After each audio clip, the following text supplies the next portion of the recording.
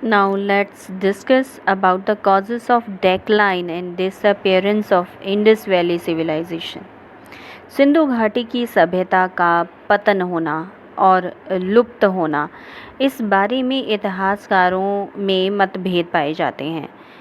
इतिहासकारों ने अपने अलग अलग विचार इस बारे में रखे हैं। कुछ का मत है कि इस सभ्यता का पतन बहुत लंबे समय तक वर्षा ना होने से सूखा पड़ जाने के कारण हुआ। कुछ इतिहासकार मानते हैं कि बार बार भूकंप आने की वजह से सिंधु घाटी की सभ्यता का विनाश हो गया।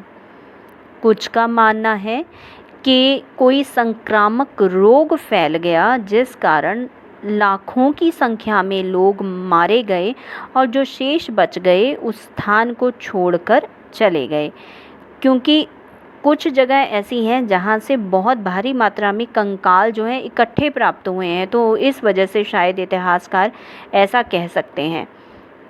कुछ का मानना है कि सिंधु नदी ने अपना रास्ता जो है वो बदल लिया होगा, जिससे एक भयानक विनाश के कारण सिंधु घाटी की सभ्यता जो है वो विलुप्त हो गई। कुछ ये भी मानते हैं कि शायद आर्यों के आक्रमणों ने सिंधु घाटी की सभ्यता का विनाश पूर्णतः कर दिया। पूरे रूप में सिंधु घाटी की सभ्यता के लोगों को मार डाला, उन्होंने ख़त्म कर दिया, इस सभ्यता के चिन्ह ही मिटा दिए।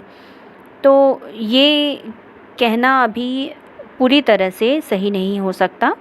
इसके पतन के जो कारण हैं इतिहासकारों के अनुमान ही हैं ये सारे के सारे, क्योंकि अभी तक इतिहासकार सिंधु घाटी से की खुदाई से प्राप्त हुई लिपि को पढ़ने में सफल नहीं हो पाए हैं।